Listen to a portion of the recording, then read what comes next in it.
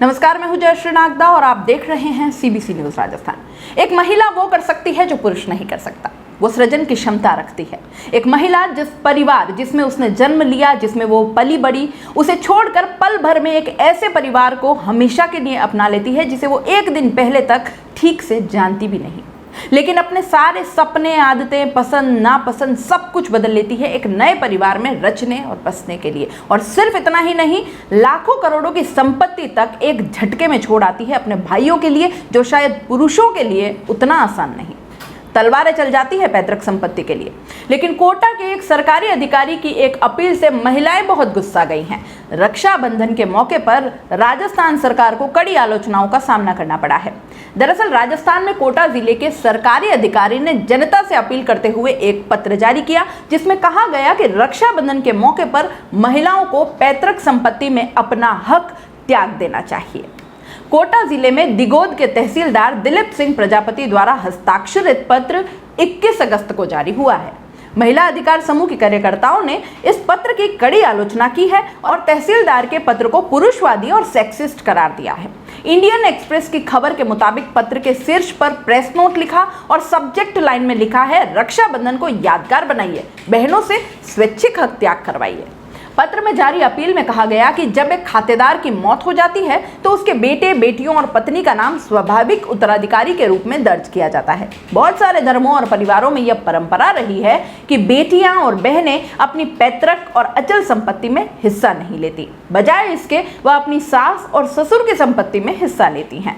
पत्र में आगे कहा गया कि कभी कभी महिलाएं अपना हक स्वैच्छिक रूप से छोड़ना चाहती हैं, लेकिन किसानों की लापरवाही के चलते प्रक्रिया पूरी नहीं हो पाती। साथ ही यह भी कहा गया कि जब सरकार द्वारा जमीन का अधिग्रहण होता है तो चेक अक्सर बहनों और बेटियों के नाम से जारी होता है। परिस्थितियां पाप को जन्म देती हैं और ऐसी स्थितियों में बहनें अपने भाइयों को चेक का हिस्सा नहीं देती और अंत में एक रिश्ता खत्म हो जाता है, क्योंकि भाई और बहनों के बीच जिंदगी भर बात नहीं होती।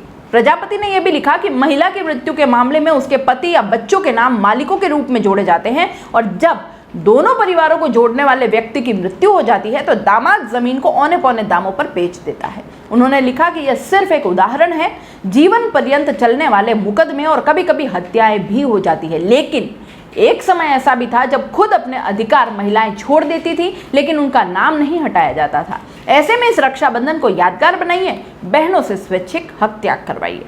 तहसीलदार प्रजापति से जब उनके पत्र के बारे में संपर्क किया गया तो उन्होंने कहा कि पत्र में कोई भी सेक्सिस्ट वर्ड नहीं है। उन्होंने कहा, पत्र में कोई भी पितृसत्तात्मक उपक्रम नहीं है। मैंने कई बार स्वेच्छा से त्याग शब्द का प्रयोग किया है।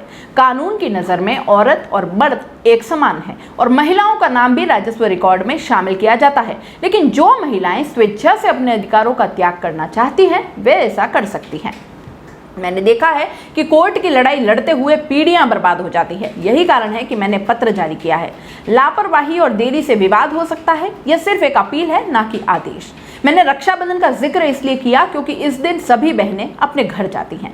हालांकि महिला अधिकार समूह की कार्यकर्ताओं ने इस पत्र की कड़ी आलोचना की है। एकल नारी शक्ति संगठन की स्टेट कोऑर्डिनेटर चंद्रकला शर्मा के अनुसार पत्र पुरुषवादी मानसिकता का प्रतीक है। संविधान से महिला और पुरुष दोनों को समान अधिकार हैं। मर्दों से अपने अधिकार का त्याग करने को क्यों नहीं कहा जाता? उन्होंने कहा कि महिलाएं अकेले रह रही हैं और कृषि पर निर्भर हैं। वे अपने पिता की जमीन का इस्तेमाल करती हैं। शर्मा ने कहा कि यह महिलाओं का फैसला करना है कि पितृक संपत्ति में अपने अधिकार को बनाए रखना चाहती हैं कि नहीं। हमने अपने अनुभवों से जाना है कि बहुत सारी महिलाएं पिता की संपत्ति में अपने अधिकारों को छोड़ना नहीं चाहती, क्योंकि यह उनके जीवन यापन में मदद करता है, उन्हें आर्थिक रूप से स्वतंत्र होने में मदद करता है। रक्षाबंधन से अपील को जोड़ने का मतलब महिलाओं पर भावनात्मक रूप से दबाव बनाना है। दोस्तों, सीबीसी न्यूज आपके सहयोग से लगातार बढ़ता जा रहा है। स्वतंत्र पत्रकारिता का सहयोग करने के लिए आपका धन्यवाद। सबसे पहले तो जिन लोगों ने हमारे चैनल को सब्सक्राइब नहीं किया है तो पहले सब्सक्राइब करें, जिसका कोई शुल्क नहीं लगता और बड़ा आसान है। बस नीचे दिख रहे लाल सब्सक्राइब के बटन को दबाना है और पास में दिख रहे बेल आइकन को भी दबाना है, ताकि आपको अपने सीबीसी न्यूज के हर अपडेट्स मिल सके। हमारे इंस्टाग्राम पेज और फेसबुक पेज को भी लाइक करें, फॉलो करें, वहां पर भी आपको मिलती है तरह तरह के अपडेट। अपडेट्स। हम पूरे राजस्थान से आपके लिए लाते हैं वो खास खबरें जो आपके लिए जरूरी है, और वो भी पूरी बेबाकी के साथ।